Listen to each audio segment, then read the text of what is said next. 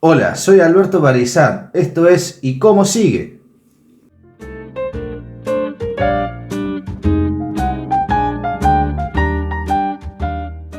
El tema de hoy es la violencia de una deuda.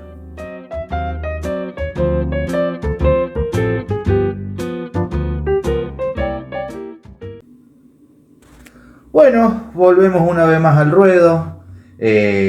Las noticias siguen sucediendo. Antes de empezar a hablar del tema que he elegido el día de hoy, primero quiero poner un poco en contexto lo que hemos estado atravesando este tiempo en los que nos hemos ausentado. Fundamentalmente lo que más está en boca de todos pueden redondearse en tres temas. Uno, fundamentalmente, la catástrofe humanitaria que ha sufrido Bahía Blanca. Es algo de que, bueno, ya desde el propio CONICET, desde el año 2012, se hablaba de que esto iba a suceder, no era una mera suposición. Se decía de que esto va a suceder con una certeza aplicada, porque justamente no es acto de creencias, sino que es algo que estudios hidrológicos, geográficos y climatológicos que iba a suceder. Yo recuerdo cuando sucedió un terremoto muy importante en Turquía, en Estambul, que sucedió exactamente lo mismo. Se venían avisando de que esto iba a suceder. Otro tema que puede estar en la boca de todos es esta fiestita que se ha montado con respecto a la criptomoneda. Ese es un tema bastante complejo, que mucha gente no entiende cómo funciona, porque, bueno, básicamente es lo mismo que con las acciones de la bolsa, algo intangible, en el aire, que no se sabe bien qué es, pero llevado a otro nivel. No digo de que todas las criptomonedas sean una estafa, pero todas las estafas involucran criptomonedas. Y el último tema que puede estar en la boca y que espero que esté en la boca de mucha gente son las imágenes que hemos visto hace 2 días, este 12 de marzo, con respecto a la marcha de los jubilados, con el condimento de que, bueno, se han agregado las hinchadas de los clubes de fútbol. Hay fotos de hinchas de Racing con Independiente que son enemigos acérrimos, pero unidos por esta misma causa que son los jubilados. Fueron imágenes, desde el principio, bueno, se sospechaba de que algo iba a pasar, pero después la vehemencia y la violencia que se utilizó realmente es algo desmedido, es algo que hace muy poco tiempo que venimos sufriendo represiones de policías de estas mismas características, pero fue algo más complicado esta vez por el hecho de que, bueno, se han sumado otras fuerzas del orden público que han terminado realmente de una forma muy horrorosa, viendo las imágenes de cómo le han dejado la cara al fotoperiodista Grillo.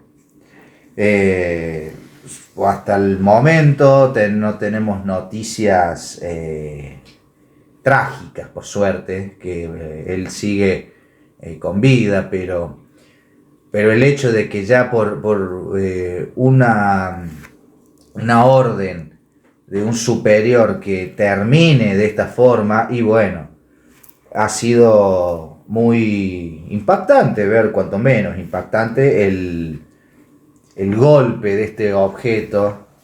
Y esto me da pie para hablar sobre el tema que íbamos a hablar hoy, que se trata de, bueno, la violencia de una deuda. ¿Por qué hablo de violencia de una deuda?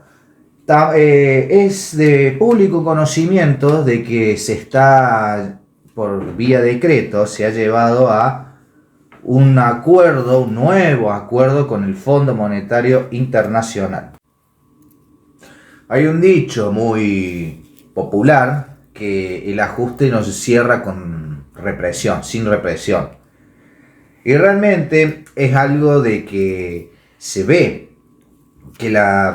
el Fondo Monetario lo que te pide, bueno, es de que nosotros no te vamos a prestar el dinero porque por el ministro que está hoy, Luis Toto Caputo, en palabras de el ex jefe de gabinete durante el gobierno de Macri, Marcos Peñas, denominó a Caputo como el Messi de las finanzas.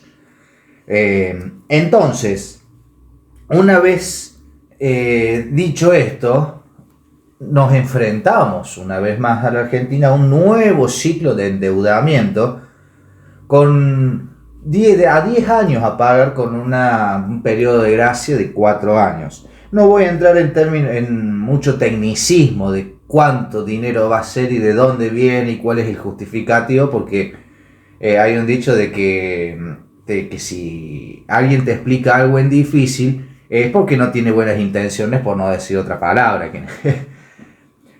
Pero esta violencia que se genera, y lo peor de todo es los comentarios de la propia ministra Bullrich, que ya tiene pasados violentos, ha tenido gente que ha sido herida de gravedad, y bueno, sin ir más lejos, el propio caso Grillo, que hoy está peleando por su vida. Pero escuchar a la ministra hablando tan suelta de cuerpo que eran todos barra brava, bueno, vamos a hacerle un favorcito y vamos a decir, sí, había barra bravas, eran los barra bravas del Fondo Monetario, unos señores con armaduras, con equipamiento casi militar, que bueno, desembocó en una violencia desencarnizada a los manifestantes. Era realmente una cacería. Hay videos, hay evidencia que muestra cómo intentaron plantar un arma. Dejaron un arma en el suelo para ver si alguien la agarraba y sacarle foto y tener el justificativo argumentativo de miren, son ellos los violentos.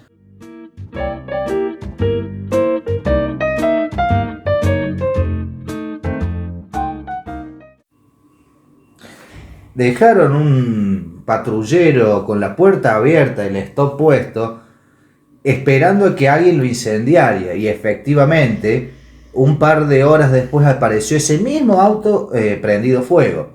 Pero esto siempre pasa, de que prenden fuego, hacen dañadas, incendiaron un auto, como me recuerda al de Cadena 3 que estuvo por acá, que nunca se encontró quién lo prendió fuego, porque son las mismas personas de que van encapuchados, lo prenden fuego y se van y se mezclan.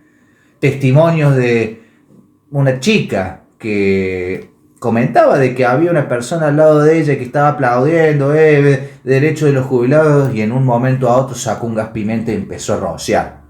Y eso es como fue la señal para que la propia policía gaseara, y a la chica en las imágenes tiene una herida de bala de goma en el pómulo izquierdo. Es decir, que no le ha sacado el ojo, como pasó con los carabineros en Chile, por 20 centímetros.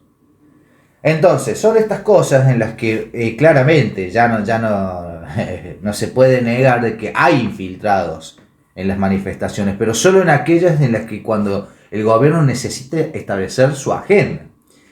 Volviendo al tema, esto es una muestra para el Fondo Monetario que le dice a Milei, o sea, el gobierno le dice al Fondo Monetario, miren, mándenos el dinero, que el ajuste está garantizado. Le aseguramos el ajuste.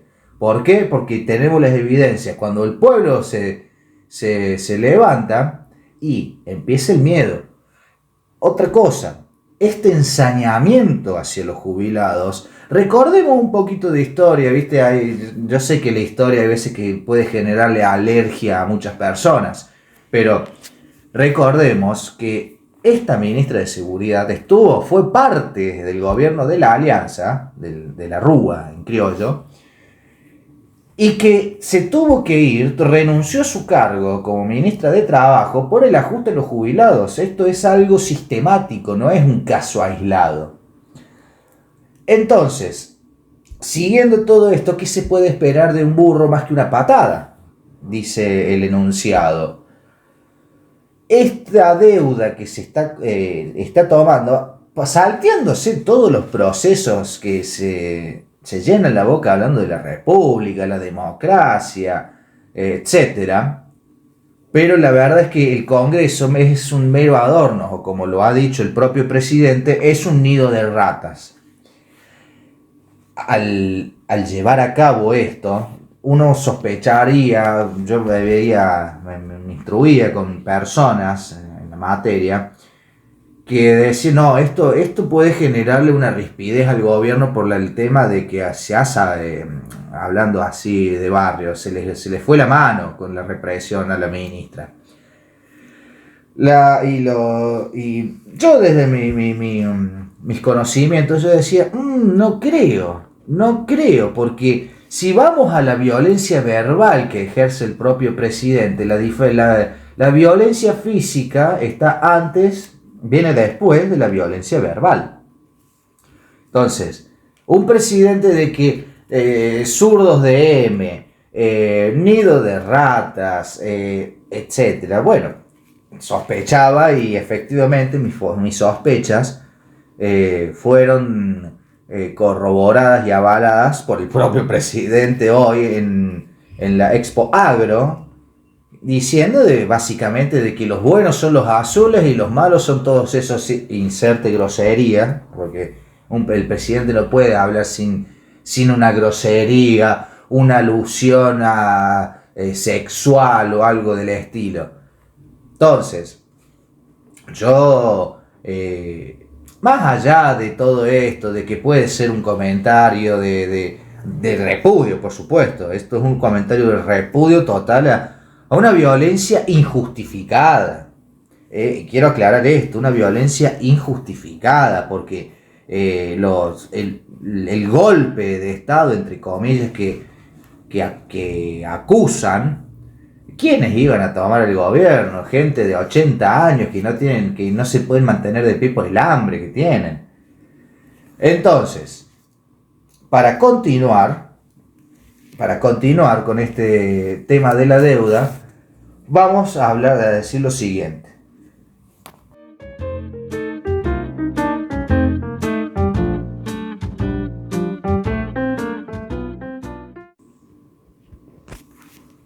Lo siguiente que quiero hablar es de que el tema de las deudas es algo que ya he repetido muchas veces en otros programas, pero una deuda per se no es ni buena ni mala, depende de cómo se gestione.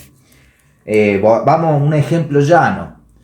Vos sacas un crédito de 5 millones de pesos. Y ese crédito, esa plata que se la tenés que devolver al banco en algún momento. Bueno, esos 5 millones vos lo utilizás para recorrerte todas las maravillas de México, de Centroamérica, o irte a Europa, o lo que sea. No se produce riqueza, no se produce un dinero. Entonces vos después, ¿cómo pagas esos 5 millones? Claro, a un ciudadano común te embargan todo. Pero en un estado, viste que siempre se quiere poner el ejemplo que, bueno, el estado es como una casa que no podés ingresar, no podés gastar más de lo que te ingresa. Está perfecto, es cierto, pero estamos hablando del nivel de una casa. Vos sos un estado, porque aunque vos no puedas pagar, el país va a seguir existiendo. Tu casa, tus bienes y tu libertad son relativas en comparación, pero un estado, por no pagar una deuda, el estado va a seguir existiendo. Argentina no va a desaparecer, justamente por no cumplir esos pagos. Y otra cosa es que la Argentina tiene historia con el Fondo Monetario. No se habla desde una mera opinión o un pensamiento filosófico mientras está en la ducha. Recordemos el 2001, volviendo un poco al pasado. El 2001 estalló todo por el tema de la deuda, de que le cortaron el chorro a Cavallo y a De la Rúa, le cortaron el chorro de guita y ya no pudieron sostener más, y sumado a los 40 muertos que hubo, entonces no se puede. El acuerdo de Macri con el Fondo Monetario Internacional también nos ha llevado a un ajuste brutal, una condición de vida, una precarización, ya ni siquiera de que ahora si pasé de comer salmón, ahora voy a tener que pasar a comer otra cosa. No, estamos hablando de la dignidad básica de las personas.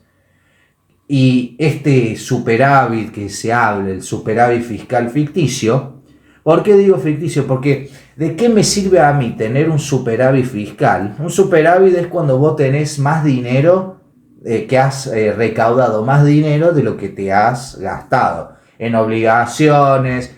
Pero claro, todo el mundo puede tener superávit si olvida sus deudas.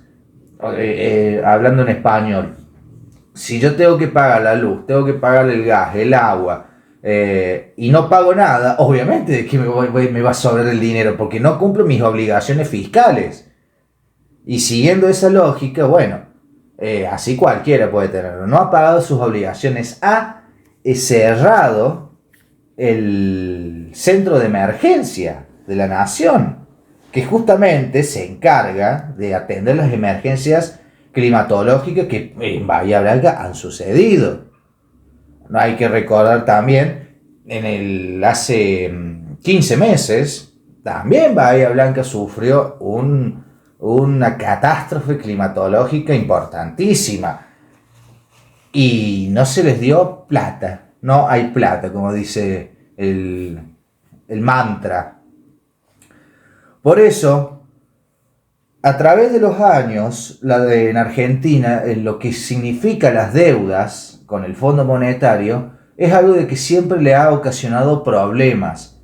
Porque uno me podría decir, bueno, pero el Fondo Monetario tiene una tasa de interés mucho menor al resto de los bancos. Sí, eso es correcto, pero los otros bancos te cobrarán una tasa de interés un poco, ni siquiera una exageración del 30%, estamos hablando de un 2%, un 5% máximo. Note que si bien te cobrarán esa tasa de interés un poco más alta, no se inmiscuyen en la economía nacional. Vos suponete, volviendo al ejemplo del crédito que saqué de los 5 millones. El banco me dice, bueno, yo quiero que me devuelvas el dinero, con los intereses, por supuesto. Que me devuelvas el dinero. Está bien, pero el banco no te dice, bueno, vos acabas de cobrar el sueldo, me lo tenés que dar a mí. No tiene un grupo de auditores de que te examinan la deuda, tu deuda constantemente. Para ir cerrando. En lo que respecta a las deudas, insisto en esto, de que no son ni buenas ni malas, y que depende de quién tome esa deuda y fundamental para qué se tome esa deuda. Porque recordemos de que hace ya bastante tiempo se tomó un crédito con el mismo organismo internacional por 57.000 millones de dólares y todavía no sabemos en qué se utilizó.